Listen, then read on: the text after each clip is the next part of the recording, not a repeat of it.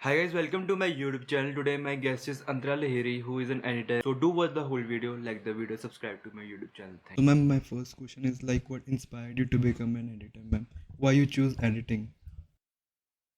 Um, I mean, that actually happened. I don't think I consciously kind of chose editing, but I knew I wanted to do something related to media.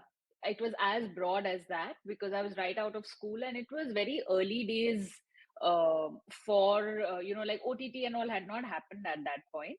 And there was no social media also back when I was starting. I'm talking about like the late 90s.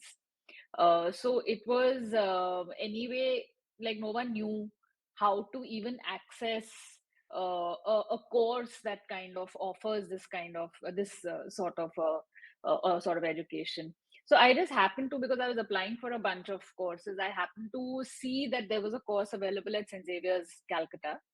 And I applied for that, and there was an entrance exam, and I cleared that. So it just, from there, then the thing is, once you're studying something, you keep meeting people, and there are always obviously conversations. What are your other batchmates going to do? What are their plans? Then so one thing kind of leads to another, and after I had completed my 3-year course, mass communication course, I knew that obviously there was something related that I would want to do. And it kind of narrowed down also because we had a course called film studies. So after mass communication we could do journalism, like print or audiovisual, or films, or you could do documentary. I think because of film studies I kind of also gravitated more towards, like, I wanted to work in feature films, in long format fiction, feature films. So from there, then I think a lot of us kind of wanted to apply to film schools.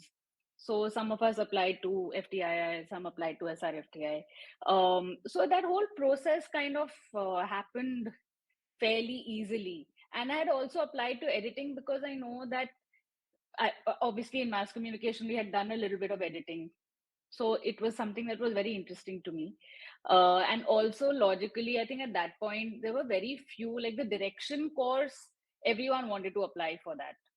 So I feel like I didn't really want to apply for a direction course, but it would be interesting to apply for something like editing, which is there's there was, it's also strategic at that point, that there was lesser applications for people in the editing course, right? There's always more and there are always more people applying for direction.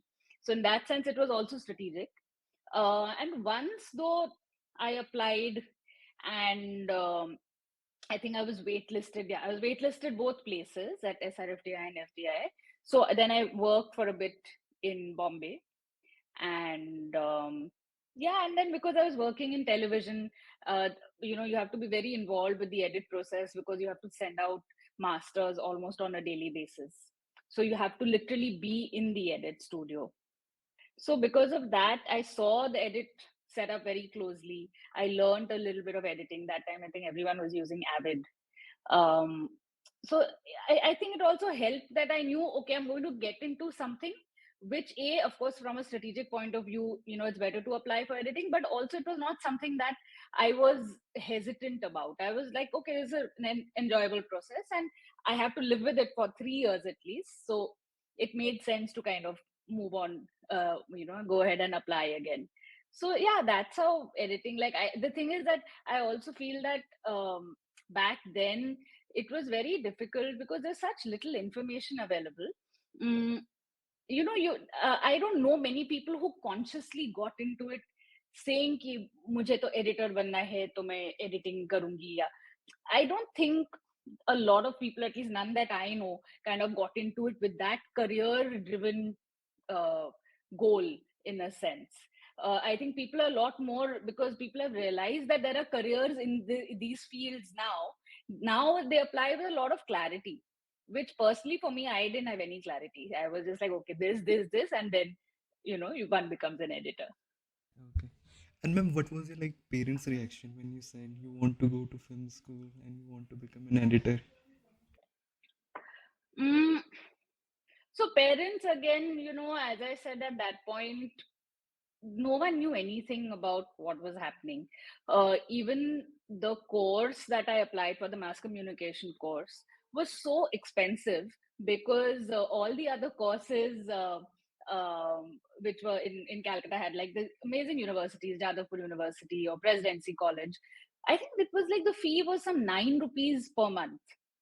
Again, keep in mind that this is late 90s, early 2000s.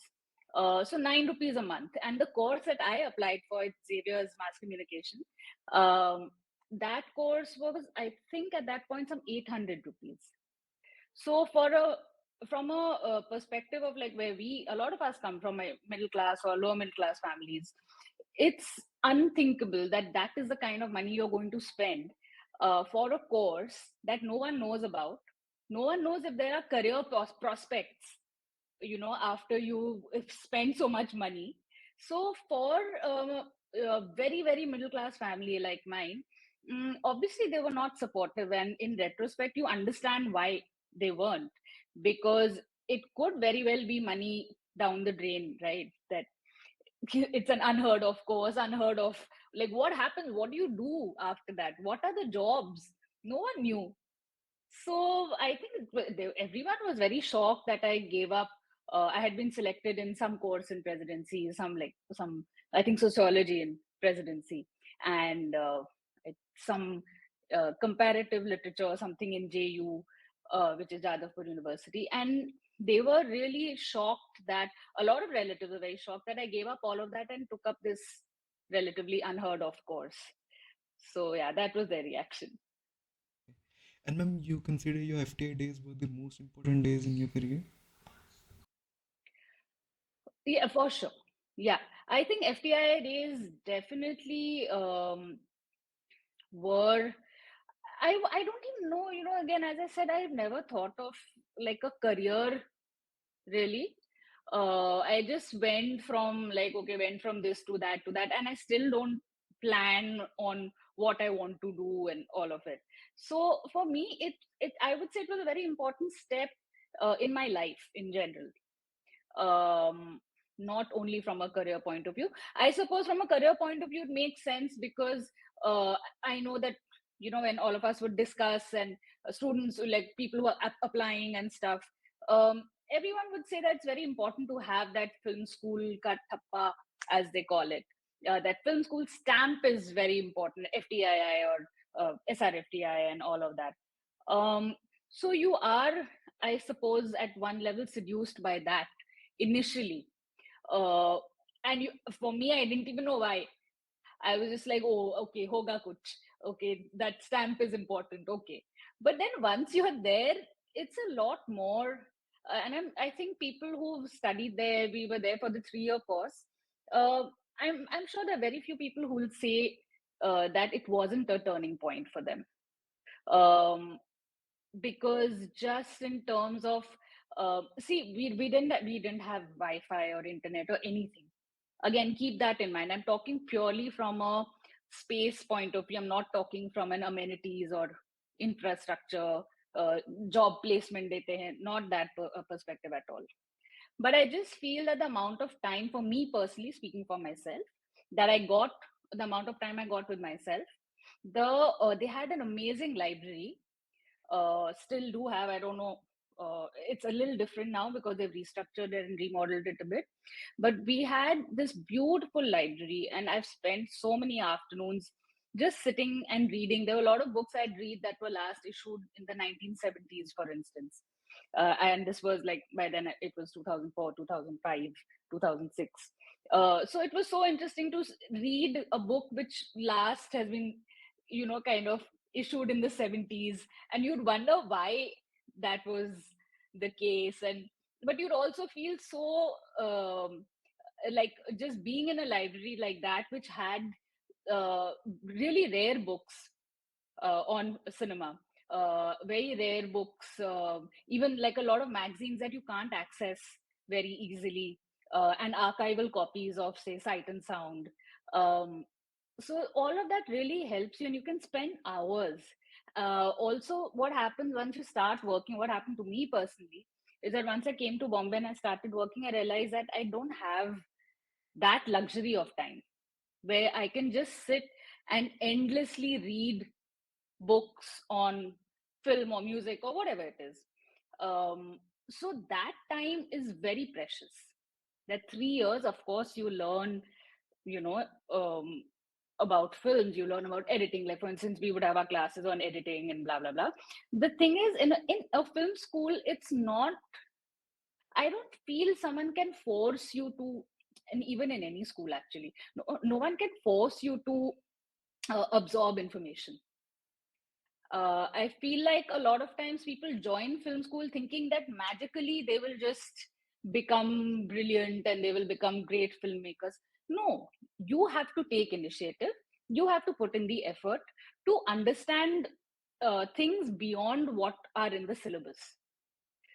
So I feel like um, in a lot of ways I got space to explore um, a lot more, things that were not necessarily in the syllabus, and got to live with myself without family, for instance. It was the first time I was living away from home. I mean, of course, in Bombay prior to that, I was also living away from home, but this was like an extended period of time. I had never lived in a hostel before. So all of that experience is very important as well. Cohabiting with your batchmates, then waking up in the morning, eating in the same place, going to the same class. You're all like going through everything together. So yeah, so I think as an experience overall, it was it's a life experience. I don't think it's like a career based experience. Ma'am, you finish your course in 3 years. Like it's very rare to like whoever I've spoken to from FTI, Yeah. there's always a strike. They extend their course. So yeah, so we completed, I think, in 3.5 years, perhaps. Um, may not be like completely 3 years, but we had the strikes and all. I mean, that's also part of student culture. They are a sort of inherent part of student culture, and I feel at many levels they are important as well. So yes, there are times when it overextends. Um, but again, I mean, who's to say whether the right or the wrong of it? I'm sure people who did the strike or students who did the strike stood by it for a reason. Um, which is, I mean, from speaking from the point of view of someone who graduated already, I may not know all the reasons that occur on campus. So I'm sure they had their reasons. And for us, we also, I'm sure we were part of one or two strikes, but they didn't extend beyond 3 years. Also, a lot of us, I know, for, and again, speaking for myself and a couple of other batchmates, um, there were, we didn't have the luxury of knowing that there's someone to finance us. Um, so we knew that we had to get out. So for instance, like, I feel like if you can probably uh, breathe a little easier and figure out your life if you know you have some sort of financial cushion.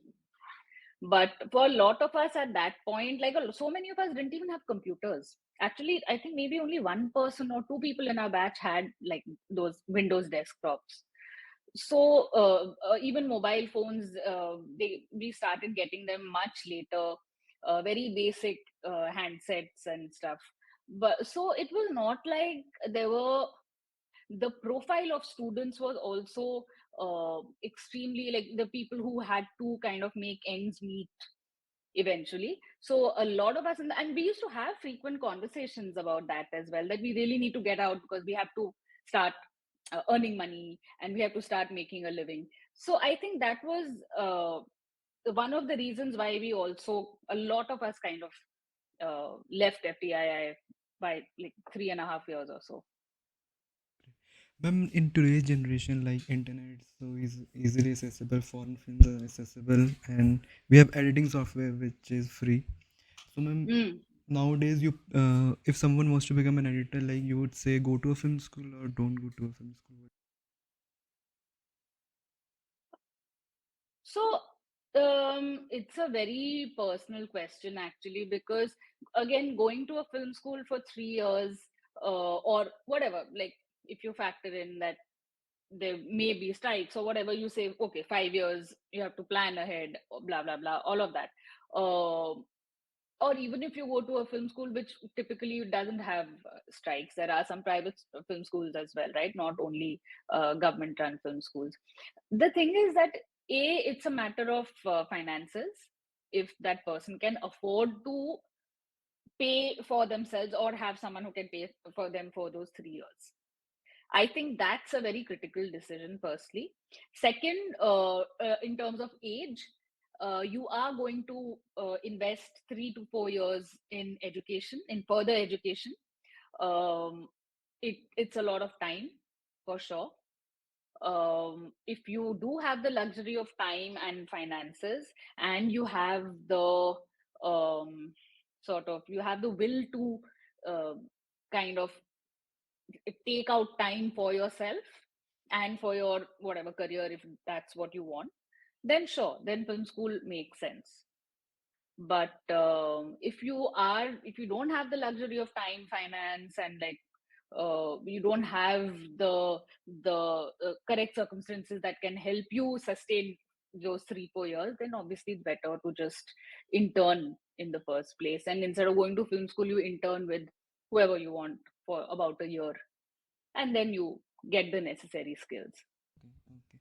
Ma'am, we know there's editor. Like, how many people are there in your team, ma'am? Sorry, how many? How many people are there, ma'am, in your editing team, like, in your team? In actually most editing teams, so most editing teams have the editor, an associate editor, and an assistant editor.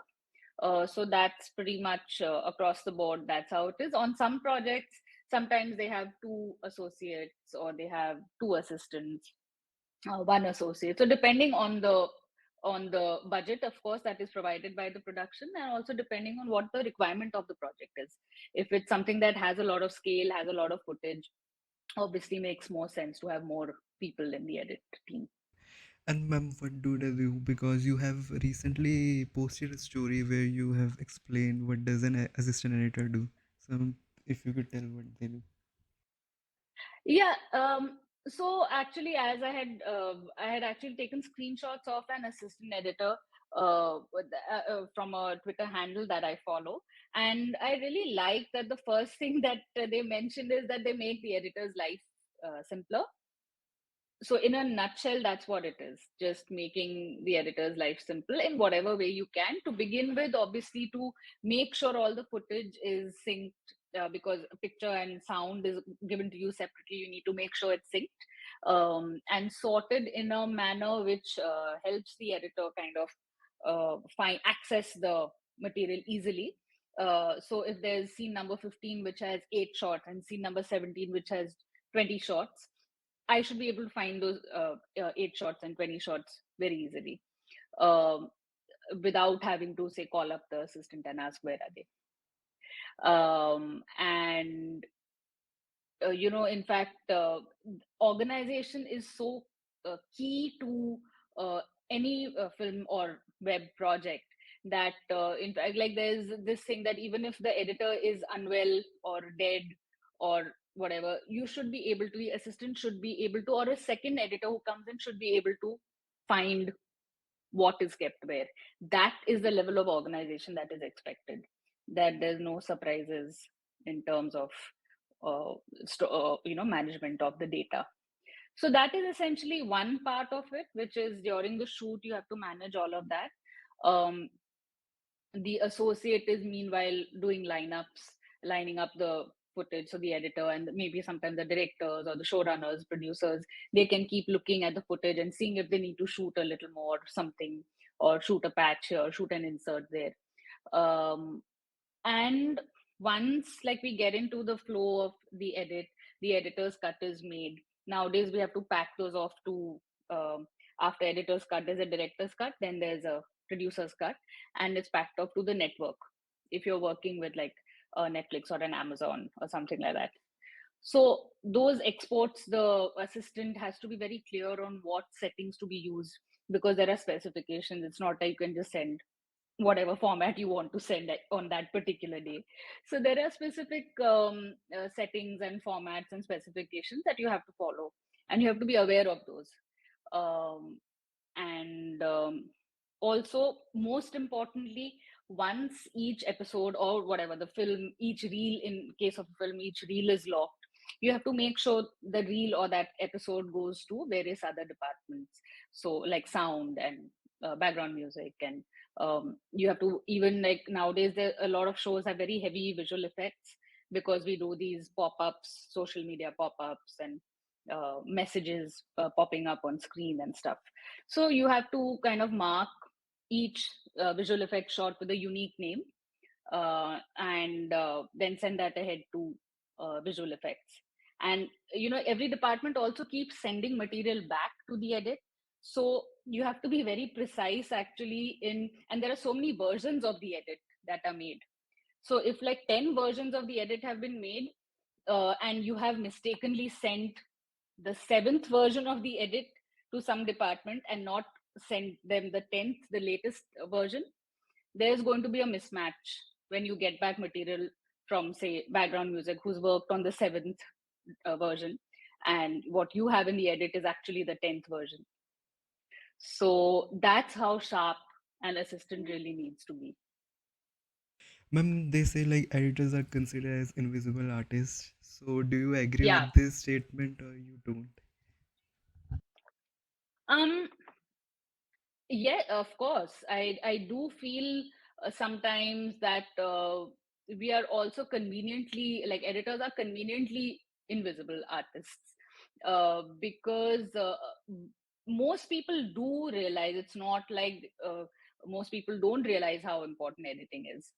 They do realize how crucial this stage is. And they also, like nowadays the way we work, almost every editor has to use music, like reference music as background, use reference sound effects, also do a little bit of reference graphics work. So what you're essentially providing is a blueprint of the final film or the final show, because the sound team will kind of, even if they don't follow exactly what you have done in terms of sound design, they will probably know to the effect that, okay, this is kind of the zone in which the director wants the sound design, and this is kind of the zone in which the director wants the background music. Of course, a lot of times they go, directors take the edit to various departments like music or to sound, and they do come up, like the heads of department, they can come up with something totally different which also totally works. But typically what we do aim for is to provide a sort of blueprint for various processes, because now more than ever there's very little time provided for the other processes. Edit, I think we managed to spend almost 8 months to a year in edit. Sound design, unfortunately, hardly gets any time. Background music also doesn't get, I mean, I feel like they probably need a lot more time, but they don't. So the turnaround time for every department has become very, very crucial. And same for visual effects. So I think in more cases, it is helpful if they know the general zone and of the show or the series, by virtue of this blueprint. So yeah, so that is, I mean, um, the process that we have to follow. Ma'am, like editing starts, like you starts from pre-production or like after shoot, they have finished the shoot. um So it really depends on the director. A lot of times when directors want your input, they will kind of send you the script beforehand and ask you, what do you think? And what are, for instance, transitions? Uh, how do we transition from this scene to the other? Or do you think this scene is too long? Or do you think this scene is kind of not fitting, working with the pacing of the rest of the scenes? Those kind of things, or anything, like it can be like some character beat as well, to understand if that works in the larger graph of that character. So there can be a lot of things depending on how much the director wants you to get involved. A lot of times we are also called very last minute, uh, like the shoot has started or is halfway through or has ended, and there's material that's been shot, but say the editors quit or they just didn't find the right fit all through, while shooting, and finally now they have time to think properly, and now they want to hire an editor. So it really depends on the director and the production. Ma'am, Namrata Rao is an editor. Like she has said, during her initial days, she used to edit. She doesn't align with the director vision, and she used to edit her own vision, and she got fired for that. So, has it ever happened to you, ma'am, in your initial days because you have come from film school, FTA? um I don't know. I think, and in fact, I had asked her the same thing on my podcast. Um, I feel like, you kind of do have, when you're out fresh out of film school, you do, because you study about certain things and all, you do have a specific um, approach in mind. Um, I feel like it kind of ultimately depends on who you work with, uh, regardless of whether, definitely over a period of time, you become less kind of rigid about your way of working or your perspective. But I feel like it also depends on who you work with. And a lot of times there are directors who genuinely they want opinionated people, editors. Okay, they don't want editors who are like, okay sir, aap jo bhi bol lo hum wo kar lenge. So it again, that also depends on how good your equation is with the director. Sometimes directors don't appreciate because they're like, and fair enough, I mean, ultimately it is a director's vision, however it is also a collaborative medium. So it helps for even for you and for everyone involved to understand that balance in a way. Ma'am, let's talk about your film, ma'am, because I'm asking really editing questions. Ma'am, your Yeah. experience in Delhi Crime, ma'am, like which is a fabulous series. Yeah. So, Delhi Crime, we did season two, and we had, so there were three editors for that, and we had actually started off editing just before the lockdown, and then lockdown happened, and then they had to kind of, there were some reshoots that were pending, which happened only once the lockdown kind of eased up a bit. So the whole process kind of took almost 2.5 years because of the lockdown, just in edit, you know. So, and I was initially doing 2 episodes, and then, but then they had crunched the number of episodes from 6 to 5. So then I was like, I said, I'll only do the first episode, which is what I was going to do episode 1 and 6, but they dropped 6, and I think they combined it with 4 and 5 or something. So I just did episode 1, but just that episode 1 kind of took that entire duration of time, because it's the pilot episode of a series which is so loved. Like season 1 is such a loved season, so season 2, we were very clear, had to kind of live up to those expectations. So, and that first episode, if that doesn't work, then again, audience attention span is such that if you're not kind of they're not engaged within even the first 5 or 10 minutes of a show, they're not going to sit and bother watching anything further, and they're going to write it off immediately. So I think a lot of that for me personally was getting that first episode, the tone of that episode right. Um, and what was really great was, because I knew the other two editors, we were able to occasionally watch each other's scenes or watch each other's episodes, just jam a bit on what kind of music we want to use.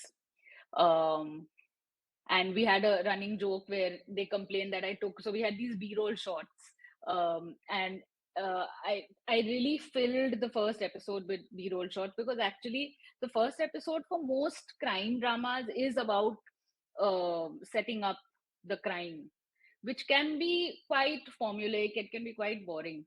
So when I had spoken to Tanuj, the director, we kind of arrived on this treatment of a very ambient first episode, where it's all about mood.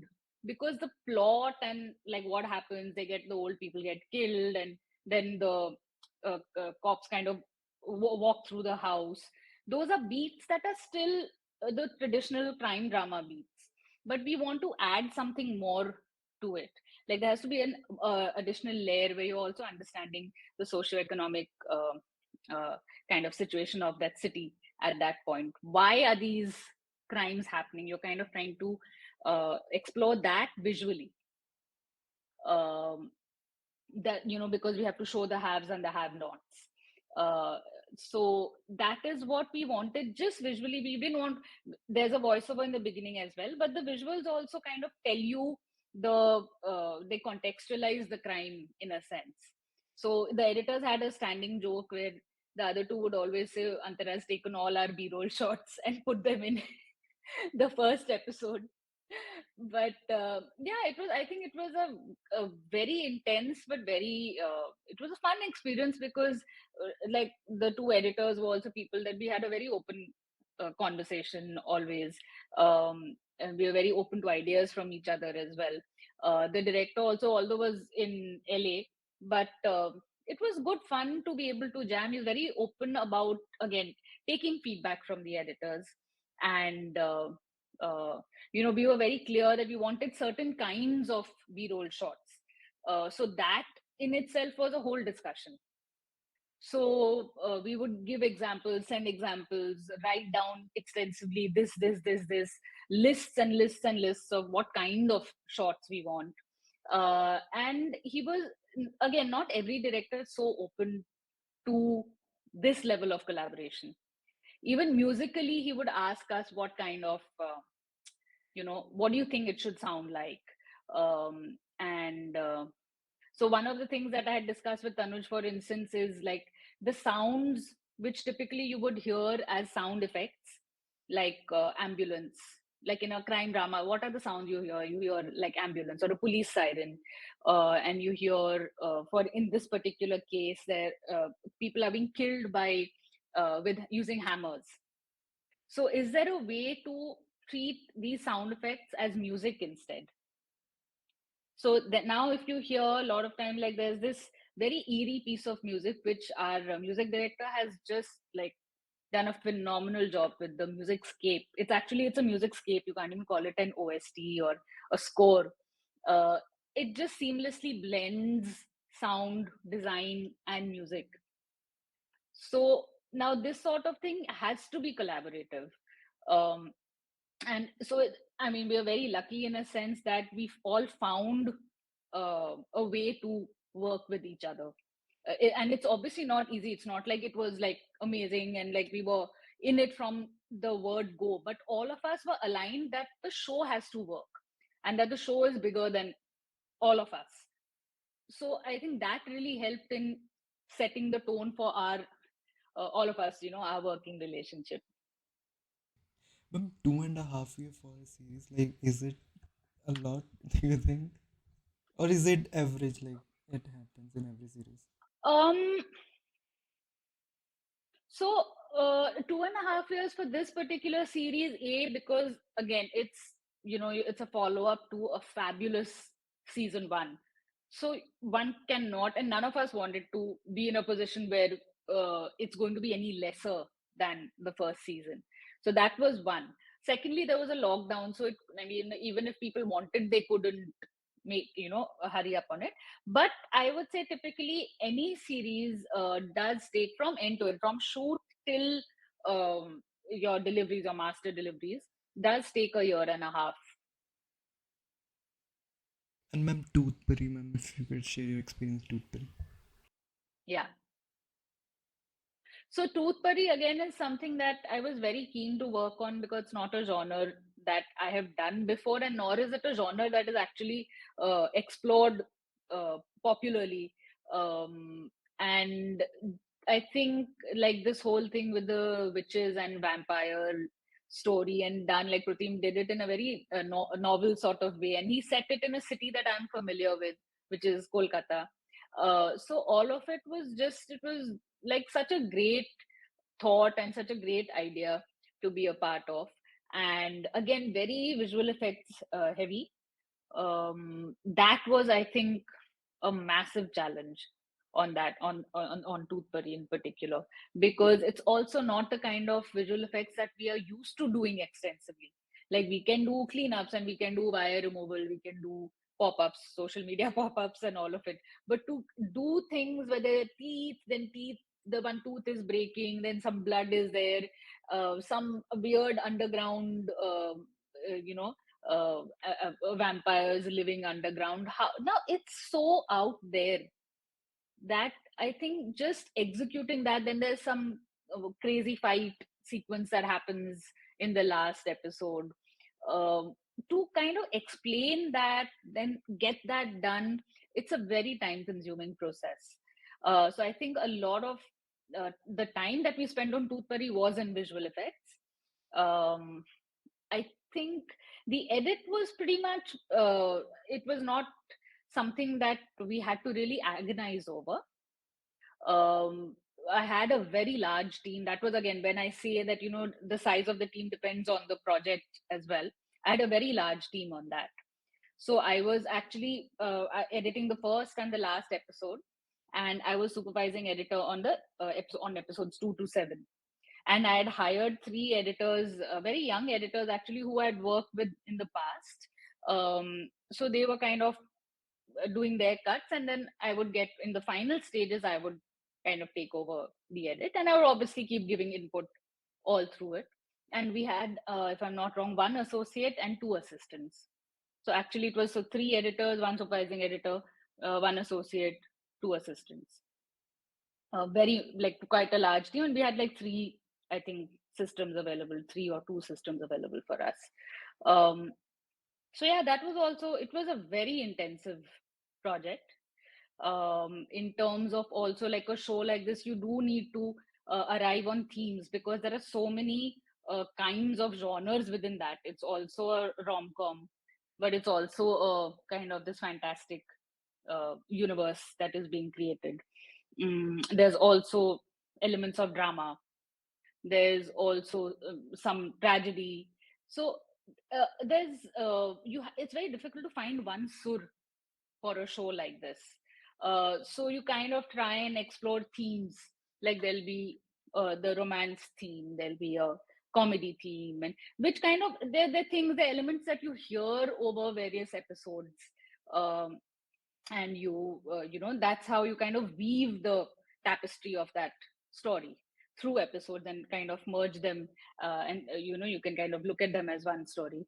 So I think even music played a very critical part, and I feel like the music composer Neil Adhikari, again, just fabulous score. It's, I think, one of the my favorite scores, on anything that I've worked on. um, yeah, so again, very intensive project because of the nature of the story. Okay. And ma'am, Bard of Blood, ma'am. So, a Bard of Blood, honestly, was very long ago. So I think it was one of my first big series experience, or maybe my second. Actually, it was after Former Short season 1, and web. It was my first Netflix series.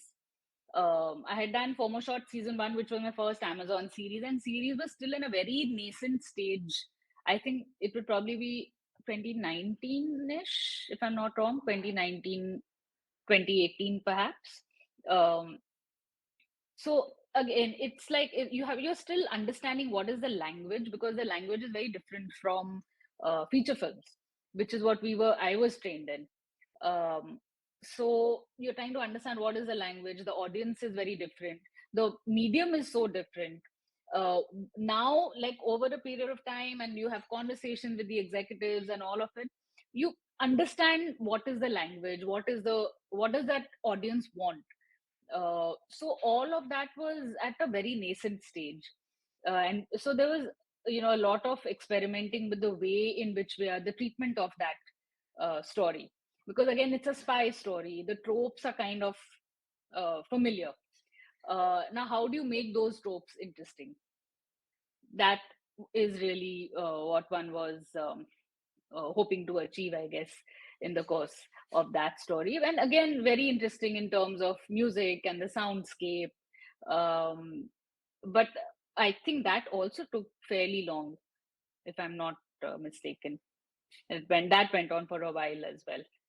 But I feel from a genre perspective, I feel that it was an interesting way for me to start because I had never really edited action before. And also, traditionally, women were not given a lot of action to edit. So, one of the big takeaways for me from that project was that I got to edit a lot of action sequences and stuff like blasts and, creating that sense of that ticking time bomb, like metaphorically. Um, Creating tension, creating drama around one particular incident. So that was a big learning and like a massive experience for me from that perspective. And ma'am, do you prefer like series or like feature films in now? I'm okay with anything. I have no preferences. Just the other day, I was working, like I was editing a sequence, and I said, "Oh, I really love editing dialogue sequences." Then another day, I was editing an action scene. I said, "Oh, I love these big set pieces. I love editing these." And then another day, I was editing a song, and I said, "Oh God, I really love editing songs." So I think by the end of it, you don't actually have a preference. It's just that you love doing what you do. So everything feels good and nice when you're enjoying what you're doing. Ma'am, is there a editing collective in India right now? Because I've seen your podcast and we know that Yeah, editors are the one who has been fired all the time. Like I've spoken to Jabeen ma'am yeah, as well yeah, about this. yeah. So is there a collective right now in India?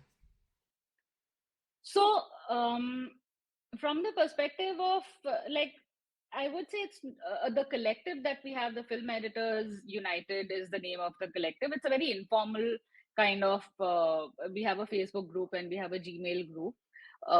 And because at one point we felt like um, there were a lot of things that we wanted that we were not getting. But money is, of course, one part of it, but good working conditions, things as simple as that, really.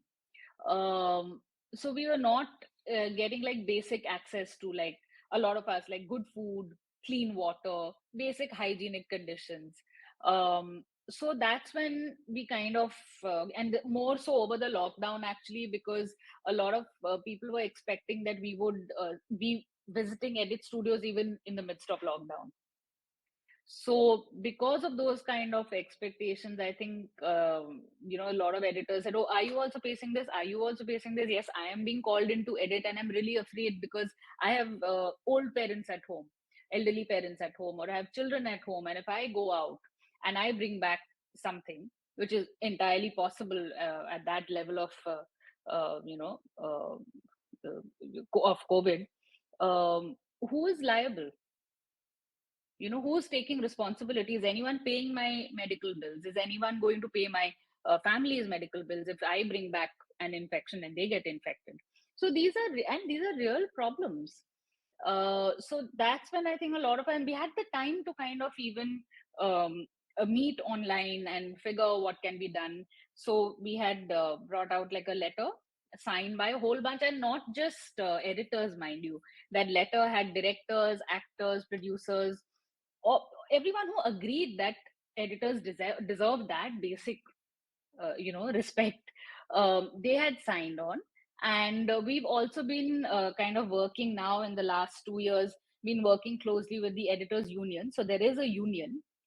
Now unfortunately, like when you talk to the union, and I joined the union many years ago, and they would always tell me, we, of course, we will be there for you and we'll fight for you, but then there are no editors who are coming to us with problems, so we thought all is well and you guys don't need a union. So it's a little bit of problem on both sides, that some editors don't want to talk about whatever problem they may be having because they feel काम मिलना बंद हो जाएगा. I'll be known as a rabble rouser and I won't get work. So they don't want to talk about whatever problems they're facing. And then it becomes a vicious cycle because they don't talk about it, there's no redressal. Because there's no redressal, that kind of those problems keep increasing. So it becomes a cycle of, of problems, which the editors eventually dealing with. Because one editor does it, then it reflects, like the other editors told, but so and so editor is agreeing to all this, why are you creating a problem? you know so it's a complex issue. We're still, I mean, we haven't even achieved 1% of what we hope to achieve eventually, but at least we're trying. I think that's a beginning. Absolutely, man, absolutely. Have you think like things have changed for better? For editors, um I mean, I feel like it's very early to say. I would say that there has been some standardization of payments for teams, for associate editors and for assistant editors. To an extent, I would say there's been some standardization. I think a lot of productions and editors make sure the assistants and the associates get time off as well. When, for instance, when I had come from Pune to Bombay, I have worked, I think, for 3 years continuously without a break, or maybe 2 years continuously without a break. But I know there were like no breaks at all when I initially started working in film. Uh, Also, it didn't occur to you as a new assistant or a new associate. Actually, we weren't, there wasn't even that job profile of associate was also not there at that point. The assistant used to do, one assistant used to do everything. So it didn't even occur that, you should ask for at least one day off to just decompress. And, that is just human, basic, like a humane thing to do. Or ask for food. Like a lot of productions would not provide you with meals. They would expect you to work through the day, through the night, but there's no reimbursement of meals. So small little things like that. It doesn't take a lot to kind of look after that much, because on shoot, your breakfast, lunch, dinner, all of that is figured. In fact, heads of department are dropped off to their homes as well. In edit, a lot of times as an assistant, I would have to go to, like, there was lab in the middle of nowhere in Film City. Now, of course, access and accessibility is much better.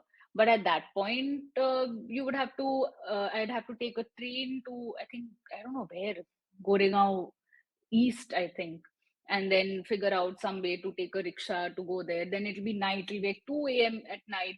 And there's no, it's so unsafe also to be in Film City at 2 a.m. at night. Then you wait, actually, should I wait till 5 a.m. and then take a rick and then go back home? Because then again, I have to take a train. So these kind of factors, no one ever thought of asking the assistant that, are you safe? Or are you okay? Are you, a lot of times, even when I was working before FTI, before going to FTI, I was working in television, as I said, and I would be editing in this Lakshmi Industrial Estate, which was ridiculously deserted at like 2 a.m. or 3 a.m. I would get out of the edit with all these tapes in my hand, and it's just, there's no one there. And I was like 21 years old, I think. And I'd be like, oh, okay, this is unnerving. But then you get used to it.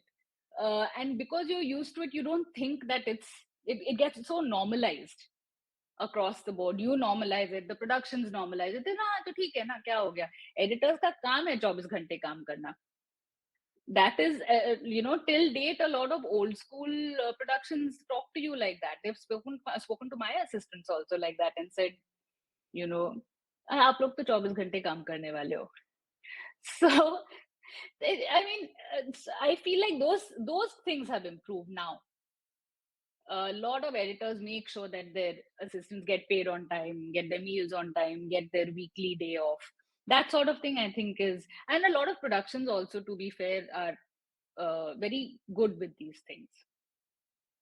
And ma'am, if somebody wants to like assist you, like how they can approach you, and you prefer like film school student or they haven't gone to film school, it's fine.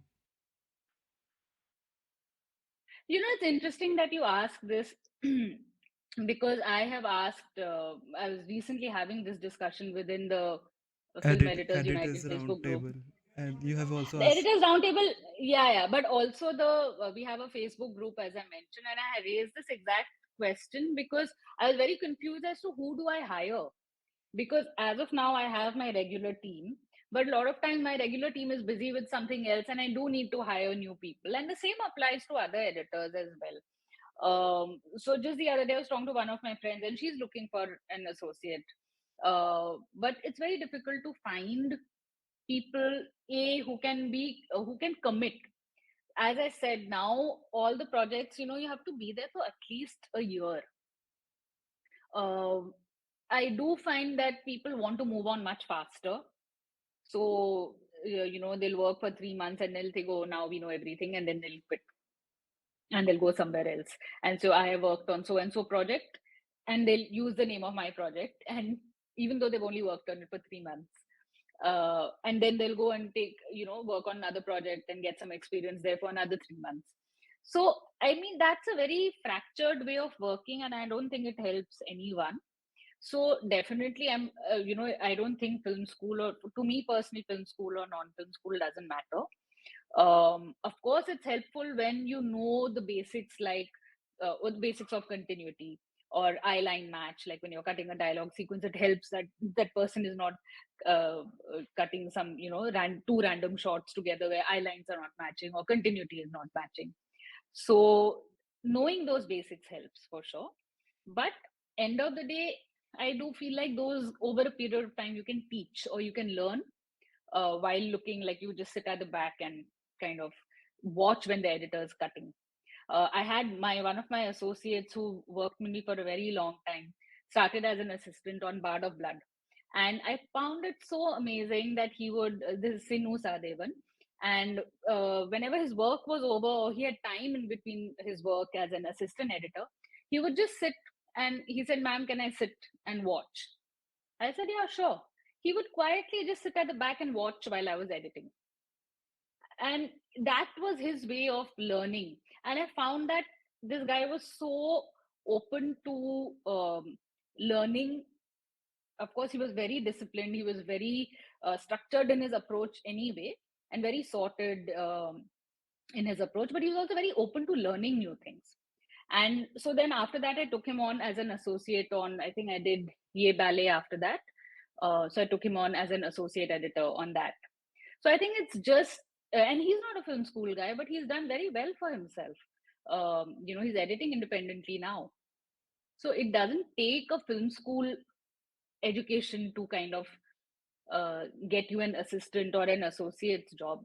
I think first and foremost, it's the commitment and discipline, organization, that kind of thing. Ma'am, which software you use for editing, and do software matters? I use whatever software. I actually asked my associate because the organizational stuff is what they have to do. So a lot of times my associates used to have very specific preferences. Like Sino would only want to edit on Avid, and I had another associate editor, Shaunak, who only wanted to edit on Premiere. Even my current associates, Vidur and Kanak, they were big Avid bhakts. But they do understand, all of them kind of, when we started working on different projects, as I said, different projects have different requirements. We discovered, for instance, Avid, we were not, like when we have to do stuff like, offline graphics, like do these pop-ups, social media, like green screen it, then adjust the text size and all of that. It's much harder to do on Avid. I wouldn't say harder, it just takes longer because of the kind of interface it is. On Premiere, it's much faster. And right now, in the workflow that we follow, time is of an essence. So it just, from that perspective, like one of my recent projects, we started it on Avid, and I think 6 or 7 days into that process of sorting, syncing, and all, Vidur, my associate, he called me and he said, "Yeah, ma'am, I think Avid was not the right choice for this." So I said, "Okay, cool, let's switch to Premiere." So 6 days in, we kind of switched to Premiere. Um, so I mean, you really kind of, I make sure that my anyone who works with me either is familiar with or picks up both software.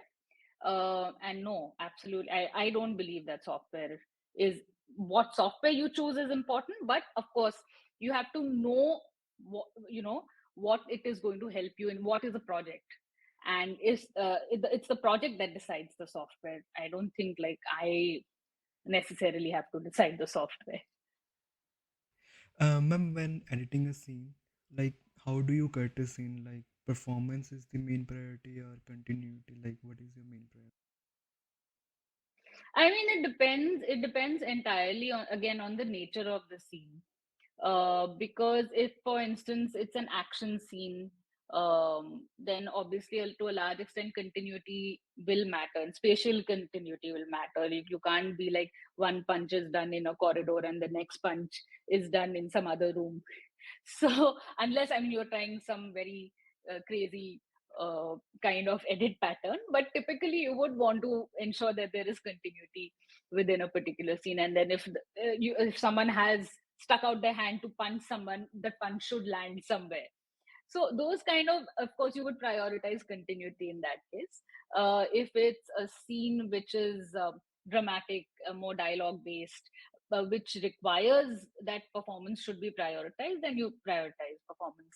Overall, I mean, one would hope that you prioritize performance across the entire film or across the entire series. That is a non-negotiable.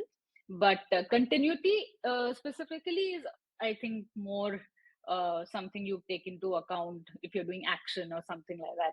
I would, in fact, not even look at continuity. Personally, I don't enjoy kind of getting into the nitty gritties of continuity. I feel if it's a great performance, it'll kind of, and it's good rhythm and good pacing, it kind of tides over any kind of continuity issue. Like there's a very famous scene which was doing the rounds on Instagram, I think, where I think it was one of Scorsese's films where there's a back shot and this guy is moving in front. When you cut in front, it's an intercut between the front and back. When you cut in front, the guy is smoking a cigarette. But when you cut behind him, he's actually, he's not smoking a cigarette. But so there are a lot of these kind of continuity mismatches, uh, which kind of fly. But because the scene is so powerful, you're not actually watching out for continuity. And I seriously believe that if someone's pointing out continuity mistakes, then that film or that scene has clearly not worked, if that is what you're watching out for. So yeah, I think, I mean, one would ideally prioritize performance over continuity.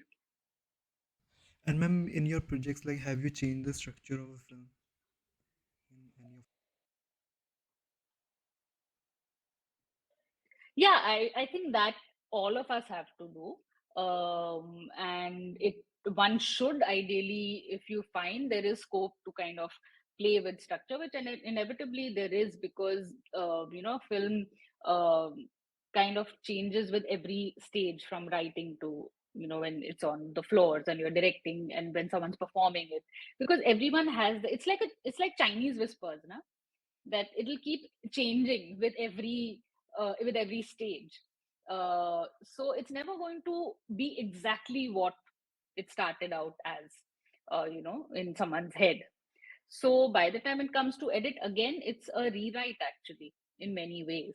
So a lot of us, including myself, I'll probably like do like one reading of the film or the series, and then I'll just put away the script, and see what I have in front of me on the timeline, and then see what are. So actually, a recent film that I did called Mere Dad, we did a massive amount of restructuring there. I had like a whole board with cue cards on it, and color coded as per characters, because there were like, I think, four primary characters in that. So they're color coded, and massive amount of restructuring. So first we would like restructure on the board and see if there's a flow that kind of can be created, because it's also cumbersome to keep moving these parts around. So we would do the restructure on the board, and then we would execute it on the timeline. So there was a massive amount of restructure actually. Okay. Ma'am, we know like writers make drafts, like they have multiple drafts. Do editor ma'am Hmm. make multiple edits like? Yeah, yeah, you have to. You have to. There's no, I mean, it's not possible to have just one version. One is obviously from a workflow perspective, as I said, now you have like an editor's cut, or director's cut, producer's cut, then you have like at least 3 to 4 network cuts. So any which way you end up with multiple versions. But even within, say, the editor's cut or the director's cut, there will always be, you know, options that you create. Like one would have one particular structure, another version would have another kind of structure. So I think there's no end to, and you can go on editing. There is no right, absolutely right edit. It's just you can go on till the end of time. You can just keep editing any given, uh, again, show or film. And ma'am, are you doing any future projects right now? Current projects you're working? Yeah, I mean, I'm working on 2 or 3 shows right now. So, of which, I mean, hopefully 2 will release this year on Amazon. And I've just started work on another show. And hopefully that will release sometime next year. And ma'am, do editors get paid like monthly basis, or when the show is out, they pay after? So, editors don't get paid monthly. I mean, it would be ideal to be paid monthly, but because we're employed for such a long period of time, but what we are paid is actually the target based payments, tranches as we call them. So, for instance, when you sign a project, any project, you get a signing amount. Then, say, for instance, when shoot starts, you get a second amount. Then, when you complete editor's cut of, uh, say half the film or half the series, then you get another amount. So, it's divided up into targets. And once you meet that target, you get paid. So, again, there are pros and cons to a payment structure like that. But yeah, that's how we are paid currently. And ma'am, what are your like favorite editors like currently, like, in India and all time? For my favorite editors, I think I would say the one whose work has influenced me the most is Shrikar sir. Also because he did a workshop with us at FTII, and it was the most fun workshop uh, we had. And we also went to Chennai, and he took us around Chennai. Um, and he was so warm, and he's just such an amazing person. Personally, I have a hard time separating. You know how people say you can separate the art and artist. I can't separate the art and artist. So for me, it's also very. It was very critical and is very critical that the person whose work I admire, I would like that person to be this amazing person. And which is, and it's so cool that Shrikar sir is one of those people who is just, he's fabulous. He's like, his work, it speaks for him, for itself. And he's just the most amazing person. Like, as a human being, he's just fabulous. So he's, I think, my all-time favorite editor. My favorite films. I mean, favorite films are too many, just too many. I think the basics, like for me, and coming from Bengal and having done my college in Bengal, Shotojit Ray and Ritik Ghatak, their films are honestly like Bible. But eventually, I mean, you find I like a lot of the French New Wave filmmakers. I love a lot of the Italian neorealist films. I love a lot of the Indian New Wave films. So, like, for instance, Nishant, that was part of the Indian New Wave. That's one of my all-time favorite films. Films like Mirch Masala, um, so I think there's so much in India, particularly. There's been so much diversity in films, and even with regional films, that and now more so that we are actually getting to watch the regional films. Earlier you could only like watch them at a festival, or you'd watch them maybe on Doordarshan or something like that. But now there's easy access. There are these pay-per-view links that or on Mubi or something, you can kind of subscribe and have access to this massive world of cinema. So I think for me, like, my favorite film will keep changing every week probably. And same applies to series, because there's so much that now suddenly we all have access to. I think it's very hard to have that one favorite film or one favorite show anymore. Okay. Last question is, if somebody wants to become an editor, like what advice would you give to them? I mean, I'd be very scared of giving advice firstly, because I feel like when people listen to advice, they just forget all nuance. And I think advice without context also is doesn't really have any nuance. So I think I would save advice for if there was like a concrete situation, and then I can suggest that, okay, this is what you do. But to become an editor, I mean, firstly, you have to be clear that you have to want to be an editor. You have to understand what is it that the job is. I think a lot of people, what they imagine an editor does and what an editor actually does are very, very different. So, my first piece of and only piece of advice is be very clear about the job you're signing up for. So, it's as basic as that. Ma'am, thank you so much, ma'am, for joining. Thank you. Thank you so much, Akash.